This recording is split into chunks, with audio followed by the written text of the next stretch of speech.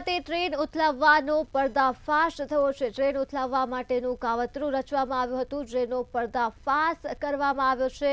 સુરત ખાતેથી જ કીમ નજીક ટ્રેન ઉથલાવવાનો પ્રયાસ કરવામાં આવ્યો હતો, ત્યારે હાલ ત્રણેય આરોપીઓને આજે ઓલપાડ કોર્ટમાં રજૂ કરવામાં આવશે।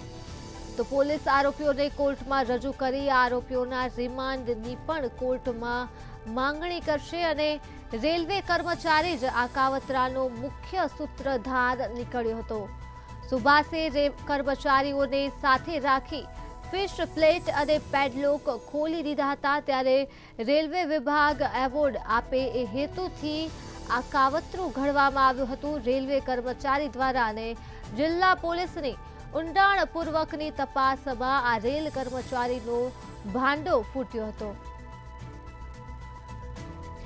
તો આ મુદ્દે જ આપણી સાથે સંવાદદાતા નલિન ચૌધરી ફોનલાઈન પર જોડાઈ ગયા છે। જી નલિન, ત્રણેય આરોપીઓને આજરોજ ઓલપાડ કોર્ટમાં રજૂ કરાશે, જેને ટ્રેન ઉથલાવવાનું કાવતરું રચ્યું હતું। શું છે વધુ વિગતો? બિલકુલથી ધર્મી, ગઈકાલે જે કીમ નજીક ટ્રેન ઉથલાવવાના કાવતરાના જે પર્દાફાશ થયો હતો, 3 જેટલા આરોપીઓની ધરપકડ કરવામાં આવી હતી, જેમાં 2 જે આરોપીઓ છે તેઓ રેલવે વિભાગના કર્મચારી હોવાનું બહાર આવ્યું હતું અને એક જે આરોપી છે તે રેલવેમાં કોન્ટ્રાક્ટ બેઝ પર નોકરી કરતો હોવાનું સામે આવ્યું હતું। ત્યારે આ ત્રણેય જે આરોપીઓ છે તેમને આજે ઓલપાડ કોર્ટમાં રજૂ કરવામાં આવશે। સુરત જિલ્લા પોલીસ બપોરે જે આરોપીઓને કોર્ટમાં રજૂ કરશે અને ત્યારબાદ રિમાન્ડની માંગણી કરશે।